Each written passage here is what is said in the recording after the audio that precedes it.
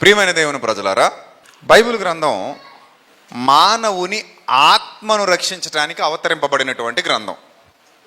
అర్థమైందా? ఎందుకు అవతరింపబడింది గ్రంథం? మానవుని ఆత్మను రక్షించడానికి. ఒక వస్తువు యొక్క ప్రయోజనం ఒక విధంగా ఉంటుంది. సెల్ ఫోన్ ఎందుకు కనిపెట్టబడింది అంటే దూర ప్రాంతాల్లో ఉన్న వాళ్ళతో కమ్యూనికేట్ చేయటానికి అది మనకందరికీ ఉపయోగపడేటువంటి ఒక సాధనం. ఈరోజు సెల్ ఫోన్ లేకపోతే అసలు నడదు, బండి నడదు, అంతే కదా. అంతగా మనందరి జీవితాల్లో సెల్ ఫోన్ ఏమైపోయింది? వాడుకైపోయింది. ప్రతి ఒక్కరి దగ్గర సెల్ ఫోన్ ఉంటుంది. చివరికి అడుక్కునే వాళ్ళకి కూడా సెల్ ఫోన్ ఉంది. ఇప్పుడు ఏ ఏరియాలో ఉన్నారో అని ఫోన్లో మాట్లాడుకుంటున్నారట. మొన్నొక అడుక్కునే ఆయన చిల్లర బస్తాలతో తీసుకెళ్ళాడట. ఇది పెద్ద వైరల్ అయింది న్యూస్. అది చిల్లర బస్తాలతో తీసుకెళ్ళి ఫోన్ కొన్నాడు. ఆ చిల్లర రూపాయి కాసులు, 2 రూపాయల కాసులు లెక్కపెట్టి ఆ 2 బస్తాలు చిల్లర, 3 బస్తాలు చిల్లర అక్కడ పోసి ఫోన్ కొనుక్కుని తెచ్చుకున్నాడట షాప్కి వెళ్ళి. సో అంటే అన్నం కంటే ఇంపార్టెంట్ ఏదైపోయింది? ఫోన్ అయిపోయింది. సరే, ఇలా ఏ వస్తువు కనిపెట్టినా అది మన ప్రయోజనం కొరకు అవతరించబడింది, కనిపెట్టబడింది. In the same way Bible అనే దివ్య గ్రంథం ఎందుకు అవతరించబడింది? పరలోకము నుండి ఈ లోకానికి గ్రంథం రావడంలో గల ప్రధానమైన ఉద్దేశం ఏంటి అంటే కేవలం మన ఆత్మలను రక్షించటానికి. దేనికమ్మా? ఇంకొంచెం గట్టిగా చెప్పండి. Very good. ఆత్మను రక్షించడం అంటే అర్థం ఏంటి? ఆత్మను రక్షించడం అంటే అర్థం ఏంటి? ఆత్మ ఎటో వెళ్ళిపోతుందన్నమాట. అపరాధముల చేత, పాపముల చేత చచ్చినదై ఆత్మ ఎటో వెళ్ళిపోతుంది. అలా ఎటో వెళ్ళిపోతున్నటువంటి ఆత్మను అటు వెళ్ళనివ్వకుండా తిరిగి నీ తండ్రి సన్నిధికి నడిపించడానికి. ఎక్కడికి నడిపించాలి? నిన్ను నీ తండ్రి సన్నిధికి చేర్చాలి. ఏ గూటి పక్షులు ఆ గూటికే చేరాలన్నట్టు మనమందరం ఎక్కడికి వెళ్ళాలి? ఎందుకు తండ్రి దగ్గరికే వెళ్ళాలి? చెప్పండి, ఎందుకు తండ్రి దగ్గరికే వెళ్ళాలి? మనం తండ్రిలో నుండే వచ్చాం కాబట్టి. అర్థమైందా? మనం తండ్రి వద్ద నుండి వచ్చాం కాబట్టి, తండ్రిలో నుండి వచ్చాం కాబట్టి తిరిగి మళ్ళీ మనం అందరం ఎక్కడికి వెళ్ళిపోవాలి? ఆ తండ్రి వద్దకు వెళ్ళిపోవాలి. అంటే నిన్ను వచ్చిన చోటికి తిరిగి చేర్చడానికి ఈ దివ్య గ్రంథం అవతరించబడింది, భూమి మీదకు రావడం జరిగింది. పరలోకపు తండ్రి ఈ గ్రంథాన్ని మన చేతులకు ఇవ్వడం జరిగింది. సో ఈ గ్రంథము మనకి గూగుల్ మ్యాప్ లాంటిది అనమాట. గూగుల్ మ్యాప్ ఐడియా ఉంది కదా అందరికీ? వాడుతున్నారా? గూగుల్ మ్యాప్స్ వాడతారా? వాడరా? ఎక్కడికైనా వెళ్ళాలంటే ఏం అడుగుతారు? అదే వాట్సాప్లో ఏం పెట్టమంటారు? అది ఏం షేర్ చేయాలట? అది లొకేషన్ షేర్ చేయి బాబు అంటారు. అంటారనరా? లొకేషన్ షేర్ చేయి, మేము వచ్చేస్తున్నాం, ఎక్కడికి రావాలో లొకేషన్ షేర్ చేయి అంటారు కదా. ఇప్పుడు దేవుడు మనకి లొకేషన్ షేర్ చేశాడు. అర్థమైందా? దేవుడు మనకి ఏం షేర్ చేశాడు? లొకేషన్ షేర్ చేశాడు. ఎలా షేర్ చేశాడు లొకేషను? ఎస్, ఆది యందు వాక్యం ఉండెను, వాక్యము దేవుని యొద్ద ఉండెను, ఆ వాక్యము దేవుడై ఉండెను, ఆ దేవుడు కృపా సత్య సంపూర్ణుడుగా శరీరధారిగా వాక్యమైన ప్రభువు మన మధ్యలో నివసించెను. ఆ వాక్యం అంటుంది, నా ద్వారా తప్ప ఎవ్వడు తండ్రి వద్దకు రాలేడు. అంటే I'm the location to go to heaven, to reach to heavenly father. So మీరు నిత్య జీవానికి వెళ్ళాలంటే, ఎటర్నల్ లైఫ్ మీకు కావాలంటే లొకేషన్ దేవుడు షేర్ చేశాడు బైబిల్ రూపంలో. ఈ బైబిల్ని ఎవడైతే ఫాలో అవుతున్నాడో, బైబిల్ని ఎవడైతే అనుసరిస్తున్నాడో, వాక్యానుసారంగా ఎవరైతే జీవిస్తున్నారో వాళ్ళు ఎక్కడికి వెళ్ళిపోతారు? చెప్పండి, ఎక్కడికి వెళ్ళిపోతారు? నిశ్చయమని వెళ్ళిపోతారు. మనం పెట్టిన లొకేషన్ కరెక్ట్గా ఫాలో అవ్వాలి. రైట్కి తిరగమంటే రైట్ తిరగాలి, లెఫ్ట్ తిరగమంటే లెఫ్ట్ తిరగాలి, అంతే కదా. స్ట్రైట్ పోమంటే స్ట్రైట్ పోవాలి. అలా కరెక్ట్గా ఇన్స్ట్రక్షన్స్ అన్నీ, వాళ్ళు ఇచ్చే ఇన్స్ట్రక్షన్స్ అన్నీ ఫాలో అవుతూ ఉంటే కరెక్ట్గా మిమ్మల్ని తీసుకొచ్చి ఎక్కడ ఆపుతుంది? అదిగో లొకేషన్కి వచ్చేసామమ్మా, ఇదిగో నీ డెస్టినేషన్ రైట్ సైడ్ ఉంది, లేదా నీ డెస్టినేషన్ లెఫ్ట్ సైడ్ ఉంది, నువ్వు రీచ్ అయిపోయావు అని చెప్తుంది. ఇన్ ద సేమ్ వే మంచి పోరాటము పోరాడి తిని, నా పరుగు కడముట్టించి తిని, నా కొరకు ఏ కిరీటం?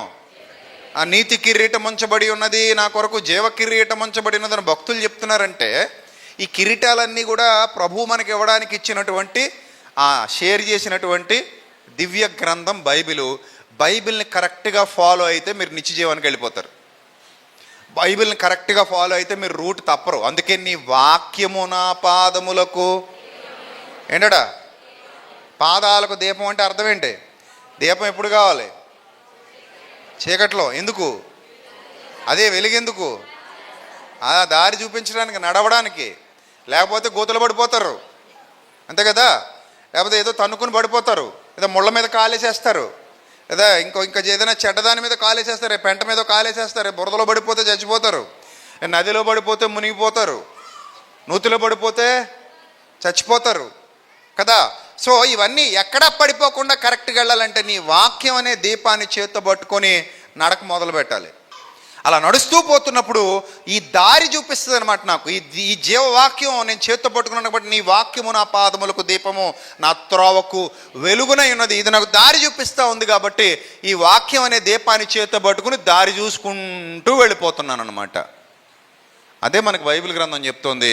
ఈ బైబిల్ గ్రంథమే నిత్య జీవానికి దారి, నిత్య జీవానికి మార్గము, నిత్య జీవానికి నిన్ను నన్ను చేర్చడానికి ఉపయోగపడేటువంటి సాధనము.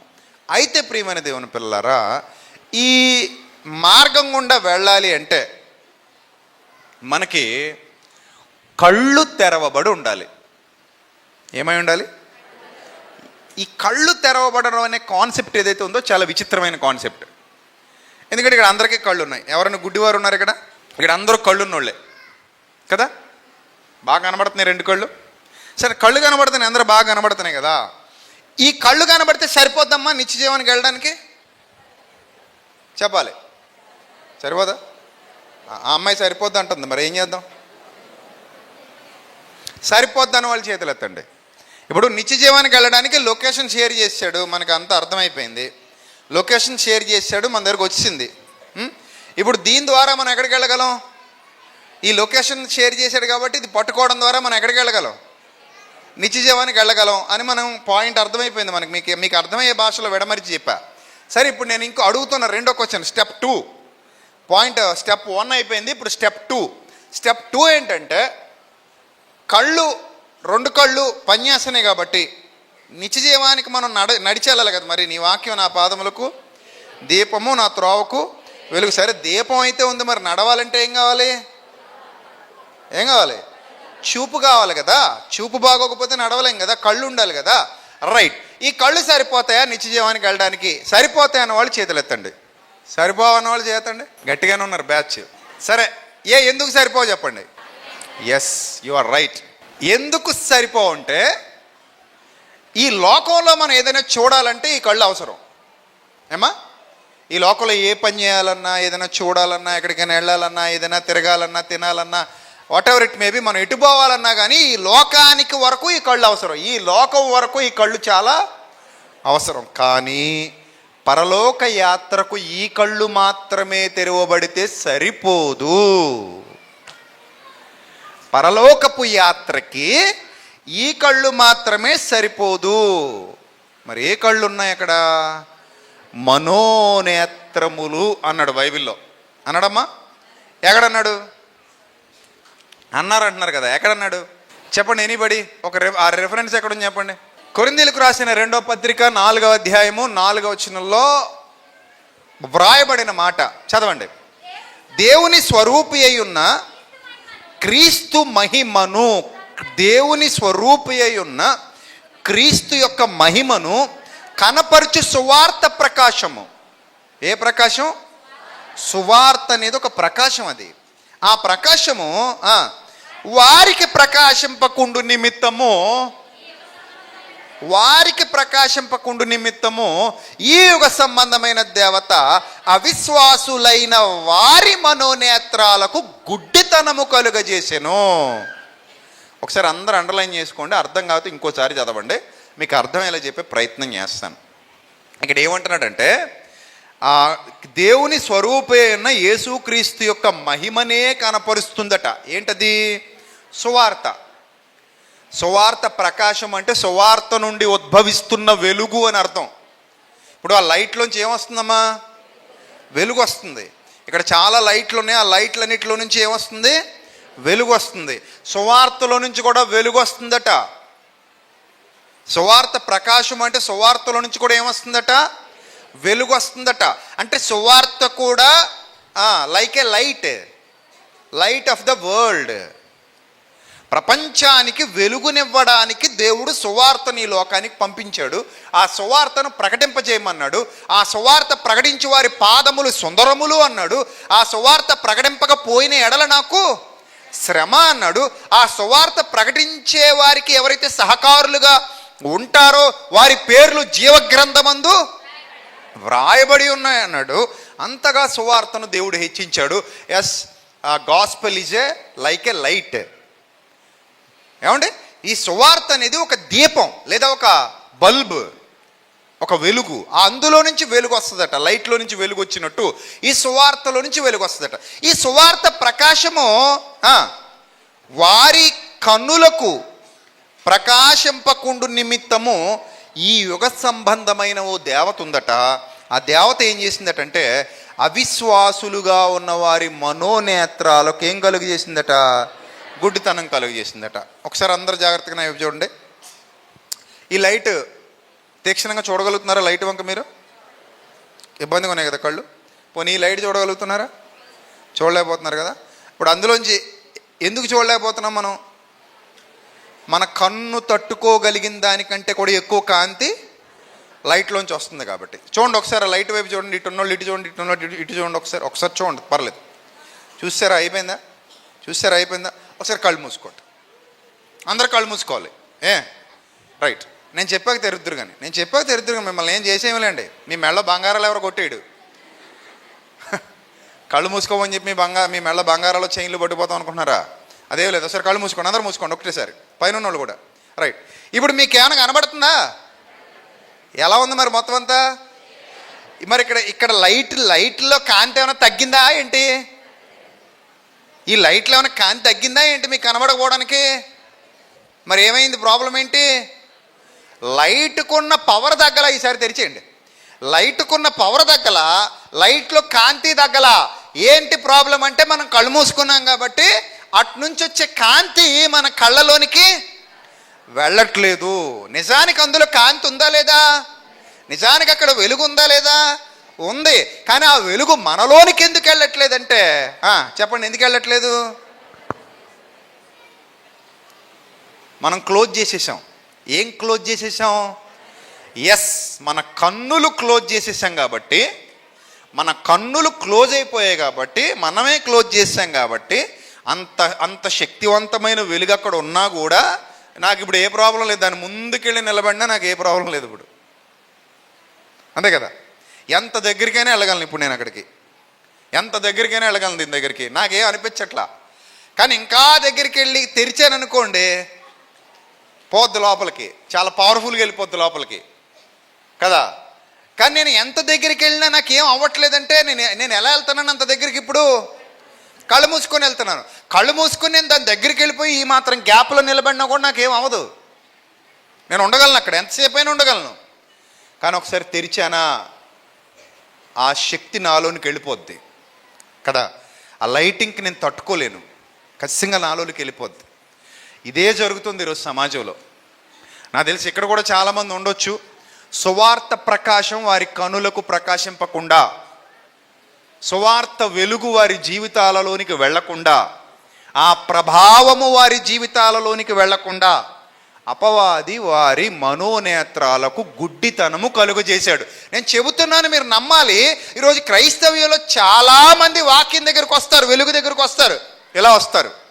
చాలాసేపు ఉంటారు సంఘంలో, చాలాసేపు ఆరాధిస్తారు, చాలాసేపు వాక్యం వింటారు, అంతా అయిపోయింది, ఇప్పుడు వెళ్ళిపోతారు.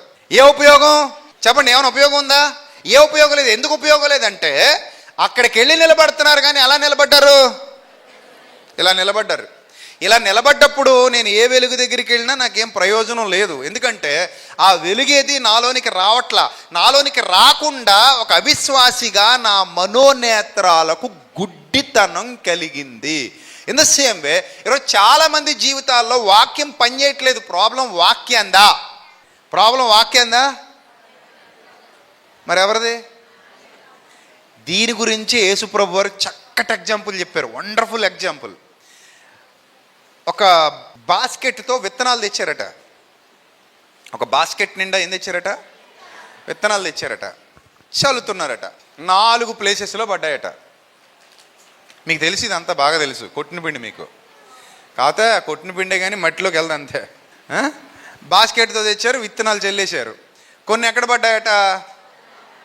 రాతి నెలలో పడ్డాయట. కొన్ని ఎక్కడ పడ్డాయట? ముళ్ళ పొదల్లో పడ్డాయట. కొన్ని ఎక్కడ పడ్డాయట? త్రోవ పక్కన పడ్డాయట. కొన్ని ఎక్కడ పడ్డాయట? మంచి నెలలో పడ్డాయట. మంచి నెలలో పడ్డాయి, పొలకెత్తాయట, ఫలించాయట, అభివృద్ధి పొందాయట, అదరగొట్టిచేయట. ఈ మిగిలిన 3 ప్లేసెస్లోనే దెబ్బ అయిపోయినాయట. ఇప్పుడు మీరు వచ్చి విత్తనాలు ప్రాబ్లం అండి అన్నారనుకో, ఎవడన్నా నవ్విపోతాడు. అన్ని విత్తనాలు ఒకటే. ఇప్పుడు ఆ ముళ్ళ పొదల్లో పడ్డవి, త్రోవ పక్కన పడ్డవి, రాతి నేల మీద పడ్డవి, మంచి నేలలో ఒకవేళ పడుంటే ఏమయ్యేవి? చక్కగా ఫలించేవి. ఒకవేళ ఈ మంచి నేలలో పడ్డ విత్తనాలు అక్కడ పడుంటే ఏమయ్యేవి?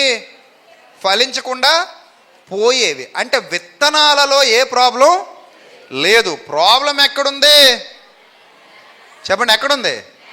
నేలల్లో ఉంది. ఇన్ ద సేమ్ వే ఇక్కడ ఇంతమంది కూర్చున్నారు కదా, అక్క చెల్లెమ్మలు ఎంతోమంది ఇక్కడ ఉన్నారు, అన్నదమ్ములు ఎంతోమంది ఇక్కడ ఉన్నారు, బయట కూడా కూర్చున్నారు, ఖాళీలు లేవు, ఇటు అటు అటు బాగా నిండిపోయారు.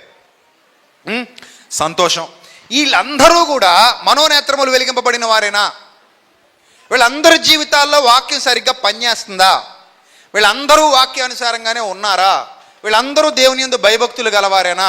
వీళ్ళందరూ సువార్తకు లోబడిన వారేనా? వీళ్ళందరూ దేవుడు అంటే ఇష్టమేనా? వీళ్ళందరూ ఆజ్ఞానుసారంగా జీవించడానికి రెడీగా ఉన్నారా?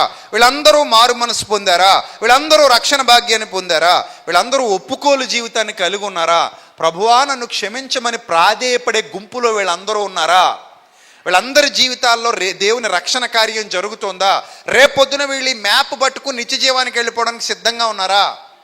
అసలు ఈ మ్యాప్ని వాడుతున్నారా? నిత్య జీవానికి వెళ్ళాలన్న ఆలోచన ఇక్కడ ఉన్న వాళ్ళలో ఎంతమందికి ఉంది? రేపు నేను మరణిస్తే నా కొరకు దేవదూతలు రావాలి, వాళ్ళు వచ్చి నన్ను హ్యాపీగా అబ్రహాము రొమ్మున అనుకున్నట్టుకు తీసుకెళ్ళిపోయిన దగ్గర కూర్చోబెట్టాలనే స్థిరమైన విశ్వాస జీవితంతో ఇక్కడ ఎంతమంది ఉన్నారు? అసలు దేవుణ్ణి ఎంతమంది నిజంగా నమ్ముతున్నారు? శోధనలు, కష్టాలు, కన్నీళ్లు వచ్చినప్పుడు ప్రభువులో ఎంతమంది స్థిరంగా నిలబడుతున్నారు? ప్రతి విధమైన శోధనను ఎదుర్కోవడానికి శక్తినివ్వమని ఎంతమంది అడుగుతున్నారు? అపవాదితో యుద్ధం చేయడానికి ఎంతమంది ఆత్మఖడ్గాన్ని ధరించుకుని ఉన్నారు? ప్రతిరోజు ఎంతమంది జీవితాల్లో ప్రార్థన కంటిన్యూగా నడుస్తుంది? ప్రతిరోజు ఎంతమంది జీవవాక్యంతో తమ హృదయాలను తృప్తిపరుచుకుంటున్నారు? ఎంతమంది దేవుని పనికి ముందుకు వస్తున్నారు? ఎంతమంది సువార్తకు సహకారులుగా ఉన్నారు? ఎంతమంది ప్రభువా నన్ను వాడుకో అని అడుగుతున్నారు? ఎంతమంది ప్రభువా నా జీవితం నీది ప్రభువా, సజీవ యాగంగా నీకు సమర్పించాను ప్రభు అని ఒప్పుకోలు జీవితంతో నడుస్తున్నారు? ఎంతమంది పాపానికి దూరంగా పోరాడుతున్నారు, పరిగెడుతున్నారు? ఎంతమంది అపవిత్రతను దూరం పెడుతున్నారు? ఎంతమంది చీకటిని దూరం పెడుతున్నారు? ఇన్ని క్వశ్చన్స్ మన మధ్యలోకి వస్తే ఎంతమంది పాస్ అవుతారంటారు ఈ ప్రశ్నలన్నిటికీ? అందరూ పాస్ అయిపోతారా? అందరూ పాస్ అవుతారమ్మా? కొందరే పాస్ అవుతారు. ఎందుకు పాస్ అవుతారు? ఎందుకు పాస్ అవ్వట్లేదు తెలుసా? చాలామంది ప్రాబ్లం విత్తనంలో లేదు, ప్రాబ్లం వాక్యంలో లేదమ్మా. వాక్యం ఎప్పుడు శక్తివంతమైందే, వాక్యం ఎప్పుడు గొప్పదే, వాక్యం జీవం కలిగిందే, వాక్యం ఉత్తమమైనదే ఉత్తమమైనదే ఉత్తమమైనదే, అందులో ఎలాంటి సందేహం లేదు. కానీ మనం ఏం చేస్తున్నామంటే కళ్ళు మూసుకుని వాక్యం దగ్గరికి వెళ్తున్నాం. అంటే వాక్యం మన చుట్టూ తిరుగుతుంది, కానీ వాక్యాన్ని మనం ఏం చేయట్లేదంటే మన హృదయంలోనికి వెళ్ళనివ్వట్లా. వెళ్ళకుండా దాన్ని ఏం చేస్తున్నామంటే ఆపేస్తున్నాం. దీనికి ప్లాన్ వేసిందే అపవాది. నువ్వు ఆ వాక్యాహారాన్ని భుజిస్తే మారిపోతావు కదా, నీ హృదయం వెలిగించబడుతుంది కదా, నీ ఆత్మీయ నేత్రాలు తెరవబడితే వాడి పనులు జరగవు, అక్కడ వాడి పనులు జరగవు. సో అందుకే ఈరోజు చాలామంది ఆత్మీయ నేత్రాలు మూసుకుపోయి ఆరాధనకు వస్తున్నారు. ఆత్మీయ నేత్రాలు మూసుకొని సంఘంలో కూర్చుంటున్నారు. ఆత్మీయ నేత్రాలు మూసుకొని ప్రార్థన చేస్తున్నారు. ఆత్మీయ నేత్రాలు మూసుకొని పాటలు పాడుతున్నారు. ఆత్మీయ నేత్రాలు మూసుకుని దేవుని పిల్లలుగా చాలామంది అవుతున్నారు. అందులో బోధకులు ఉన్నారు, విశ్వాసులు ఉన్నారు. అమ్మా దుర్దినాలు ఇవి, దుర్దినాలు. దుర్దినములలో భయంకరమైన పరిస్థితులు సమాజంలో కనబడుతున్నాయి. సత్యమునకు చెవి నొగ్గని, చెవి నియ్యని ప్రజలైపోయారట చివరికి. హితబోధను అనుసరింపక. పౌలు భక్తుడు తిమోతికి లేఖ రాస్తూ అంటాడు, బాబు తిమోతి, పరిచర్య కడవరి దినాల్లో, దుర్దినాల్లో ఇప్పుడున్నంత అందంగా జరగదరా నాన్న. ఎందుకంటే తిమోతి పౌలు గారికి ప్రియ శిష్యుడు కదా. సో అలా జరగదు. జనులు అప్డేట్ అయిపోతారు. జనులు ఏమైపోతారు? రోజు రోజుకి ఏమైపోతారంటే అప్డేట్ అయిపోతారు. సాతాను ప్రభావం వారి మీద ఎక్కువ ఉంటుంది. సాతాను ఎక్కువ వారి మీద ప్రభావం చూపిస్తూ ఉంటాడు. వారి మనోనేత్రాలు గుడ్డితనం కలగజేస్తాడు. వాడిని కళ్ళు మూసేస్తాడు. అలా మూసేయడం వల్ల వీళ్ళ ఆలోచన విధానం మారిపోయి వీళ్ళు ఎలా అయిపోతారో చెప్తూ మళ్ళీ కొరింథీ పత్రిక కొద్దాం ఒకసారి చూద్దాం.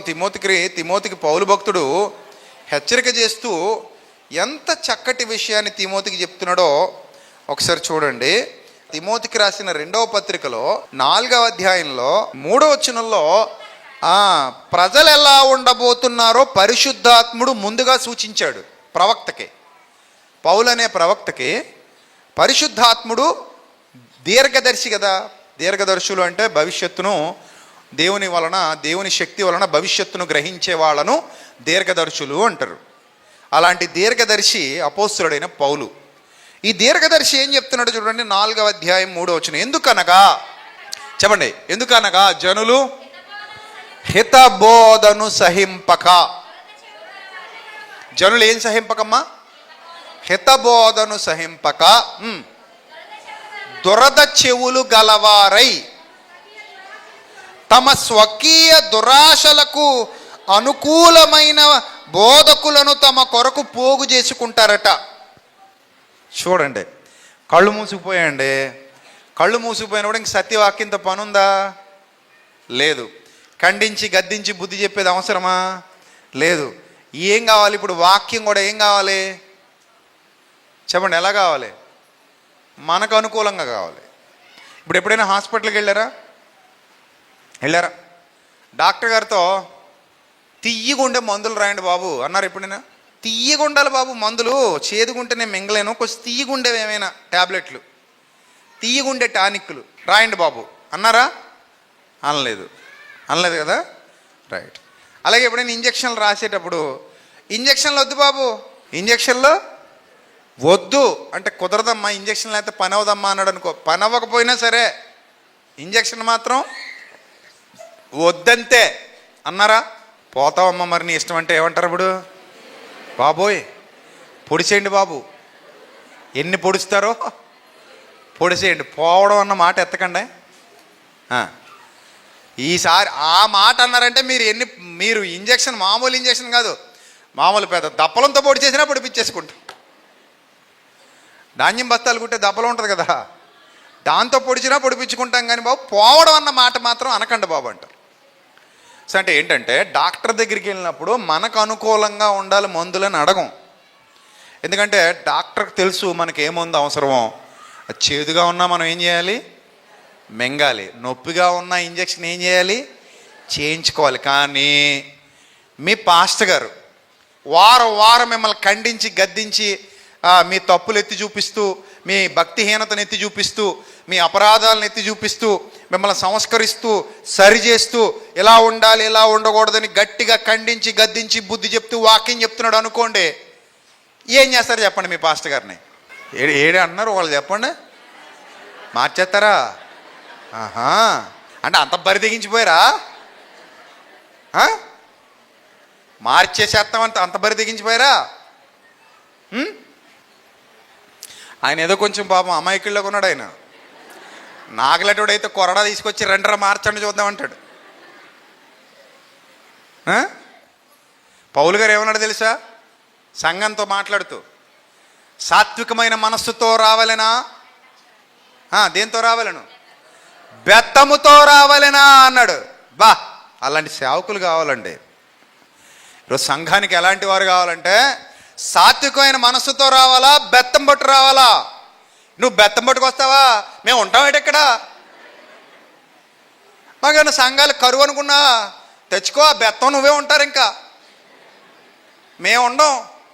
చూద్దామంటే కుర్చీలో ఒక్కడుండడు, నీ బెత్తం నువ్వే తిరగండి, మొత్తం వరణ అంతా తిరగండి ఆ బెత్తం పట్టుకొని.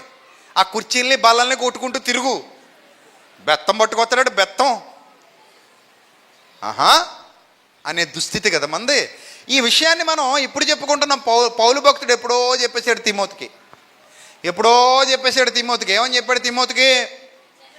జనులు ఎందుకనగా జనులు ఆరోగ్యకరమైన బోధ చెప్తే ఒప్పుకోరు. ఆరోగ్యకరమైన బోధ మా వాళ్ళకే నచ్చదు. ఎందుకు నచ్చదంటే కళ్ళు తెరుచుకోలేదు, వాళ్ళు ఇలా ఉన్నారు. వారి మనోనేత్రములకు ఏం కలుగు చేశాడు? గుడ్డితనం కలుగు చేశాడు కనుక ఒప్పుకోరు. దురద ఏ చెవులట? దురద చెవులని ఎందుకన్నాడు తెలుసా? దురద వచ్చినప్పుడు ఏం చేస్తామండి చెవుల్లో?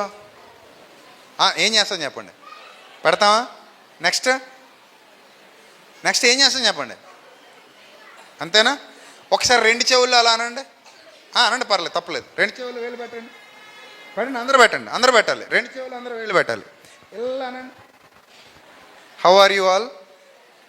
నేనేమన్నాను చెప్పండి? అలా అంటున్నప్పుడు చెప్పండి. ఏమైనా వినపడద్దా? ఇలా అంటున్నప్పుడు నేను ఏమైనా చెప్తే మీకు వినపడుతుందా? చెప్పండి, వినపడుతుందా? ఏమవుద్ది అది?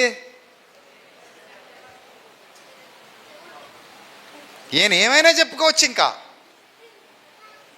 ఇప్పుడు ఎవరు మాట్లాడినా మీకు వెంటనే ఇష్టం లేదనుకోండి, అలా అనండి. వాడు ఏ ప్రసంగం చేసినా ఒక్క ముక్క కూడా మీ చెవిలోకి వెళ్ళదు. అందుకే పౌలు భక్తుడు తెలివైనోడు కాబట్టి, నాయన దురద చెవులు వెళ్ళవి, దురద చెవులు కాబట్టి ఇంకెప్పుడు అలా అనుకుంటా ఉంటారు, అందులోకి మనం ఏం చెప్పినా వెళ్ళదు. అది కూడా ఈ దురద చెవులు గలవటువంటి విశ్వాసులట, అంటే నకిలీ విశ్వాసులు, ఆరోగ్యకరమైన బోధను ఇష్టపడరట.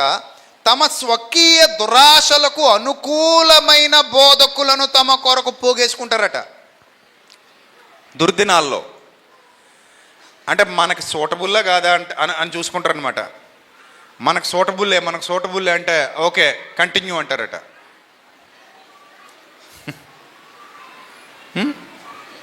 ఈ మధ్య సంఘాల్లోకి మిమిక్రీ ఆర్టిస్టులను కూడా తెస్తున్నారు.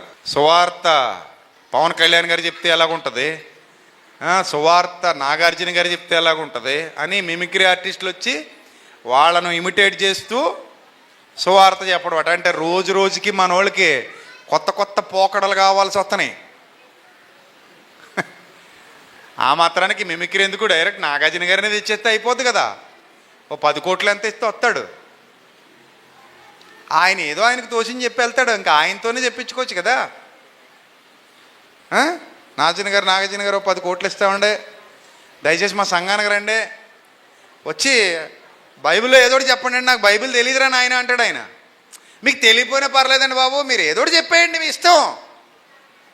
అంటే ఏదోటి చెప్పేయమంటావా? మీ ఇష్టం సార్, ఏదోటి చెప్పండి సార్. అలాంటి దుస్థిత.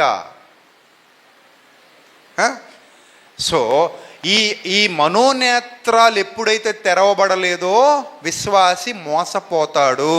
అమ్మా, మనోనేత్రాలు తెరవబడకపోతే విశ్వాసి ఏమవుతాడమ్మా? మోసపోతాడు. తెలియని వాళ్ళను చాలామందిని మోసం చేస్తూ ఉంటారు. తెలిసిన వాళ్ళను మోసం చేయలేరు, తెలియని వాళ్ళను మోసం చేస్తారు. ఇప్పుడు మీకు విదేశాలకు వెళ్ళినప్పుడు ఒక డబ్బులు ఏవేంటో మీకు తెలియలేదనుకోండి, తక్కువ ఇచ్చి ఎక్కువ ఇచ్చామని చెప్పి మిమ్మల్ని ఏం చేయొచ్చు? మోసం చేయొచ్చు. ఎందుకంటే మన భారతదేశంలో ఉన్న నోట్ల గురించి మీకు తెలుసు తప్ప విదేశాల్లో ఉన్న నోట్లు మీరు ఎప్పుడు చూడలేదనుకోండి. అప్పటి వరకు అదే ఫస్ట్ టైం అనుకోండి, మిమ్మల్ని తక్కువ ఇచ్చి ఎక్కువ ఇచ్చినట్టు మోసం చేయొచ్చు. ఇక్కడ కూడా అప్పుడప్పుడు చూడండి, గుడ్డోళ్ళని పాపం మోసం చేస్తూ ఉంటారు. ఎందుకు గుడ్డోళ్ళు మోసపోతారు? వాళ్ళ కళ్ళు కనబడవు కనుక. అలాగే చత్వారం ఉన్న వాళ్ళని, ముసలాళ్ళని కూడా మోసం చేస్తుంటారు, ఎందుకంటే వాళ్ళకి సరిగా చూపు కనబడదు కనుక. అలాగే మనం కూడా మన మనోనేత్రములు వెలిగింపబడకపోతే అపవాది చేత మోసపోతాం. చాలామంది విశ్వాస జీవితాలు ఈరోజు బాగోలేదంటే కారణం వాక్యం వారి హృదయాలలోనికి వెళ్ళట్లేదు. వెళ్ళకపోతే మార్పు వస్తుందమ్మా? మార్పు వస్తుందా? రాదు. అందుకే ప్రభు అంటారు, చెవి గలవాడు వినుగాక. ఆత్మ సంఘములతో చెప్పుచున్న మాట చెవి గలవాడు వినుగాక. అంటే చెవి గలవాడు వినుగాక అని ఎందుకన్నాడంటే, అది మన చెవులలో నుంచి హృదయంలోనికి వెళ్ళి హృదయంలో కార్యం జరగాలి. మన హృదయం స్వస్థపరచబడాలి, మన హృదయంలో ఆ వెలుగు నింపబడాలి. అందుకే నేను ఎప్పుడు చెప్తూ ఉంటాను, శరీర సంబంధమైన బోధల వైపు ఆకర్షింపబడకండి. మరి ఏ బోధలు వినాలి? మనం ఆత్మ సంబంధమైన బోధ వినాలి. అర్థమైందా? దేవుడు మీకు వెండిస్తాడు, దేవుడు మీకు బంగారం ఇస్తాడు, దేవుడు మీకు పొలాలు ఇస్తాడు, స్థలాలు ఇస్తాడు, ఆస్తులు ఇస్తాడు, అంతస్తులు ఇస్తాడు అంటే మురిసిపోకండి. ఇప్పుడు మిమ్మల్ని అడుగుతున్నాను, అవన్నీ గొప్పవా? నిత్యజీవం గొప్పదా? ఇవేవి మనతో వచ్చేవి కావు. నిత్యజీవానికి ఇవి సాటి అయినవి కూడా కావు. అక్కడ యుగయుగాల ఆనందం, ఇక్కడ తాత్కాలికం, ఇంతలో కనబడి అంతలో మాయమైపోయి. కాబట్టి వీటి గురించి ఎక్కువ మాట్లాడుతుంటే మీరు కనెక్ట్ అయిపోతున్నారంటే అది శరీర సంబంధమైన బోధ. మన ఆత్మలను బలపరిచేది కావాలి, మనల్ని సంస్కరించే బోధలు కావాలి, మనల్ని ఆత్మీయంగా సంస్కరించాలి. ఈ మ్యాప్ పట్టుకుని మనం ఎట్టి పరిస్థితుల్లో నిత్యజీవానికి వెళ్ళాలి. అలా వెళ్ళాలంటే ప్రియమైన దేవుని సంఘమా, గుర్తుపెట్టుకోండి, మన కన్నులు తెరవబడాలి. ఏ కన్నులు తెరవబడాలి? జ్ఞాననేత్రం తెరవబడాలి, ఆత్మీయ నేత్రం తెరవబడాలి. అది ఒక్కసారి తెరవబడిందా ఇక మీకు తిరిగిలేదు. అర్థమైందా? ఇప్పుడు కొంతమంది యవనస్తులు ఉంటారు, మెల్లిగా వెళ్ళరా నాయన అంటాం బండి మీద, కానీ వాడు వినడు, వాడు స్పీడ్గా వెళ్ళి యాక్సిడెంట్ చేస్తాడు. ఇప్పుడు వాడికి ఆత్మీయ నేత్రం ఇంకేమవలేదు, తెరవబడలేదు. తెరవబడితే చేజేతులారా వాడు అలాంటి పని చేసి తన జీవితాన్ని పాడు చేసుకోడు. మీకు అర్థమైందా? ఒక్కసారి మీ కన్నులు వెలిగింపబడ్డాయి అనుకోండి, జ్ఞాననేత్రం వెలిగింపబడింది అనుకోండి, మరణం ఎలాగూ తప్పదు. ఈరోజు కాకపోతే రేపు, రేపు కాకపోతే ఎల్లుండి, ఏదో రోజు మనం ఏమవ్వాలమ్మా? అందరం కూడా మరణించాలి. సో అలా మరణించిన తర్వాత ఏంటి? ఎక్కడికి వెళ్ళాలి? ఎక్కడో చోటుకి వెళ్ళాలిగా. మొత్తానికైతే వెళ్ళాలా వద్దా? మొత్తానికి వెళ్ళాలా వద్దా చెప్పండి అమ్మా. వెళ్ళాలి. ఎక్కడికి వెళ్ళాలి? నిత్యజీవానికి వెళ్ళాలి. అంటే మరణం తర్వాత మనందరం నిత్యజీవానికి వెళ్ళాలన్నది కన్ఫామ్. బైబిల్ చెప్పింది, స్పష్టంగా చెప్పింది, స్పష్టంగా చెప్పింది నువ్వు నిత్యజీవానికి వెళ్ళాలని. మరి అప్పుడు నిత్యజీవ ప్రయాణంలో ఉండాలి కదా, ఆ రూట్ మ్యాప్ని పట్టుకుని వెళ్ళాలి కదా. ఇప్పుడు మ్యాప్ పెట్టుకుని నాకు నచ్చిన రోడ్లు వెళ్ళిపోతే గమ్యస్థానాన్ని చేరుకోగలనా? చేరుకోలేను. మ్యాప్ ఆన్ చేసిన తర్వాత నేను ఆ మ్యాప్ చెప్పినట్టే వెళ్ళాలి. నేను ఆ మ్యాప్ ఎటు వెళ్ళమంటే అటే వెళ్ళాలి తప్ప నాకు నచ్చినట్టు వెళ్ళిపోకూడదు. సో ఇప్పుడు మనం ఏం చేయాలంటే మన మనోనేత్రాలు వెలిగించుకోవాలి. బైబిల్ గ్రంథంలో ఒక విశేషమైన సందర్భం ఉంది, చూపిస్తాను చూడండి. లూకా సువార్త 18వ అధ్యాయము 35వ వచనం. అందరూ చూడాలమ్మా, బైబిల్ తెరవండి. ఆయన యెరికో పట్టణమునకు సమీపించినప్పుడు ఒక గుడ్డివాడు. గుడ్డివాడు అంటే రెండు కళ్ళు కనబడవన్నమాట అతనికి. అంటే ఎవరు ఎలా ఉంటారో కూడా తెలీదు. నేను ఇందాక చెప్పాను కదా కళ్ళు మూసుకోమని. కళ్ళు మూసుకుంటే అంతా క్లోజ్, ఏవి లేదు, ఇంకా ఇక్కడ ఏం జరిగినా మనకు సంబంధం లేదు ఇంకా, అంతే కదా. వన్స్ ఒక్కసారి మీరు కళ్ళు మూసుకున్నారనుకోండి, ఏం జరిగినా మనకే తెలీదు. మీకు వచ్చిన టాస్క్ పెట్టినా అందరు ఈ ఊరోళ్ళైనా పొరుగు రోళ్ళు కూడా ఉన్నారు ఇక్కడ, చెప్పండి అమ్మా. పొరుగు రోళ్ళు కూడా ఉన్నారా? పోనీ ఈ ఊరోళ్ళు ఎంతమంది ఉన్నారు ఇక్కడ? ఈ చుట్టుపక్కల ఇళ్ళు ఉన్న వాళ్ళు ఎంతమంది ఉన్నారు? చేయి చూపించండి. మీ కళ్ళకు గంతలు కడతాను, మీ ఇంటికి వెళ్ళిపోవాలి. ఎవరు వెళ్ళలేరు కదా, వెళ్ళగలరా? ఇక్కడే గట్టికి కడతాం కళ్ళకి. అంత ఈజీగా మీరు ఎలా చూస్తే కనబడేలా కట్టం, గట్టికి కడతాం. అవసరమైతే కళ్ళ దగ్గర చపాతీ పిండి పెట్టి మరీ కడతాం. మీరు చూద్దామన్నా కనబడదు. ఇంకా చక్కగా రెండు చపాతీ పిండి మొదలు చుట్టి ఇక్కడ ఒకటి పెట్టేసి శుభ్రం గట్టి పడేసాం అనుకోండి, మీరు చూద్దామన్నా కనబడదు కదా. ఎంతమంది ఇంటికి వెళ్ళిపోగలరు? ఇక్కడ నుంచి అక్కడ కూర్చుండగానే కట్టేస్తాం. లేవాలి, ఆ డోర్ ఎక్కడుందో చూసుకోవాలి, ఈ డోర్ ఎక్కడుందో చూసుకోవాలి. ఇక్కడ చాలా డోర్లు ఉన్నాయి, దాదాపు 1 2 3 4 5 డోర్లు ఉన్నాయి. ఈ 5 డోర్లో ఏదో డోర్ గుండా వెళ్ళాలి, మీరు ఇంటికి వెళ్ళాలి. వెళ్ళగలరా? వెళ్ళలేరు కదా. సో గుడ్డి వాళ్ళ జీవితాలు మరొకరి మీద ఆధారపడి ఉంటాయి. వాళ్ళని అక్కడికి తీసుకొచ్చి ఎవరొకరు కూర్చోబెట్టాలి, మరలా ఎవరొకరు తీసుకెళ్ళి ఇంట్లో దిగబెట్టాలి. సో గుడ్డివారికి ప్రపంచంతో సంబంధం లేదు, వాళ్ళకి ఏం తెలియదు. కనీసం ఈ స్టేజ్ ఎక్కలేరు, స్టేజ్ దిగి వెళ్ళలేరు. కళ్ళు మూసుకుంటే మనం గుడ్డోళ్ళమే. కళ్ళు తెరిచి ఉన్నాయి కాబట్టి మనం కళ్ళు ఉన్నోళ్ళం. కళ్ళు మూసేస్తే మనం కూడా ఎవరు? గుడ్డోళ్ళమే. మనకేం కనబడాలన్న ప్రతివాడు గుడ్డోడే, రైట్? ఒక గుడ్డివాడు అక్కడ కూర్చొని ఉన్నాడట, భిక్షం అడుక్కుంటున్నాడట. ఎందుకు? పని చేసుకునే స్థాయి లేక. భిక్షం ఎప్పుడు అడుక్కుంటాడమ్మా? కళ్ళుంటే ఏదో పని చేసుకుంటాడు, కళ్ళు లేవు కాబట్టి ఇంకేం చేయాలి? భిక్షం అడుక్కోవాలి కదా. సో అలా అడుక్కొని బతుకుతున్నాడు, ఎవరో వేసే దాన ధర్మాల మీద బతుకుతున్నాడట. అలా బతుకుతున్నప్పుడు జనసమూహం దాటిపోచున్నట్టు వాడు చప్పుడు విన్నాడట. ఏం విన్నాడు? చప్పుడు. జనాలు పోలో మన వచ్చేస్తున్నారు, గొలకొలమంటా ఉన్నారు. అమ్మో ఎన్ని జనాలు వచ్చేసారేంటి, ఇంత జనాలు వచ్చేసారేంటి అని ఆ చెవులు బాగా పనిచేసినాయి అతనికి. చప్పుడు విన్నాడట.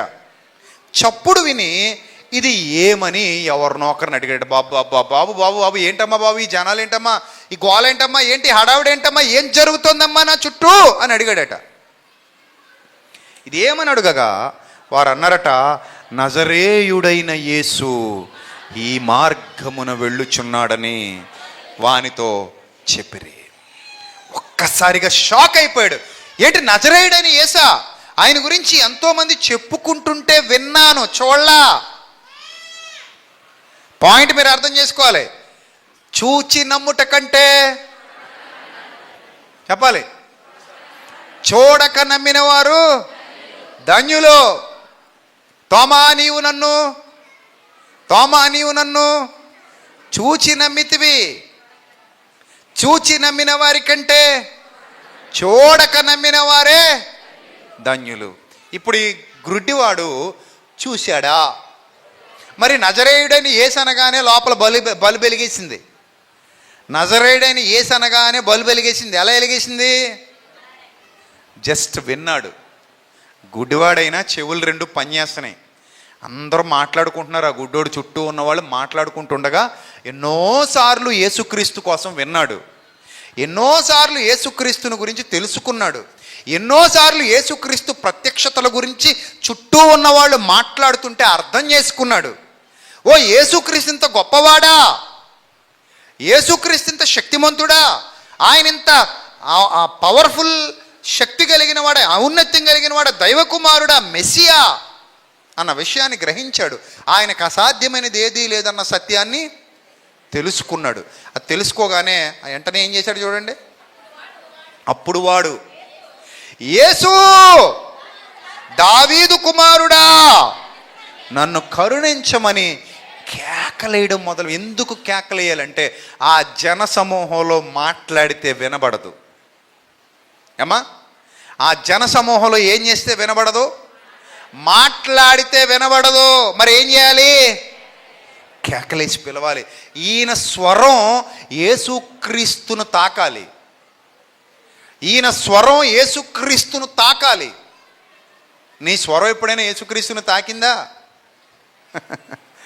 ఎప్పుడైనా? దావీదు కుమారుడా నన్ను కరుణించు అని ఎప్పుడైనా మనం అడిగామా? ఏ విషయంలో అడుగుతాం చెప్పనా? నేను చెప్పనా? అడుగుతాం, మనం అడుగుతాం. ఎప్పుడు?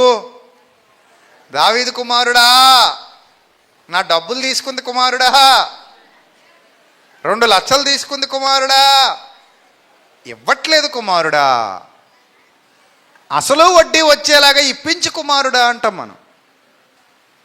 అంతేగాని ఆత్మీయ స్థితి గురించి అడగం. నీకు అప్పు పడిపోయానయ్యా, పాపం అనే అప్పు, ఆ అప్పు తొలగించయ్యా అని అడుగుతామా? అసలు అది అడగం.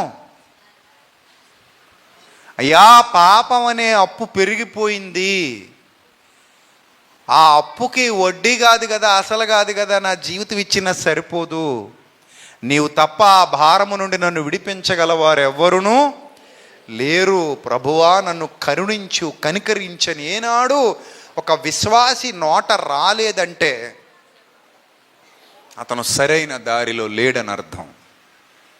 మీరు గమనించాలి. రాత్రి అడుగుతున్నాడట ఏమనంటే, దావీదు కుమారుడా నన్ను కరుణించమని కేకలేసేస్తున్నాడట.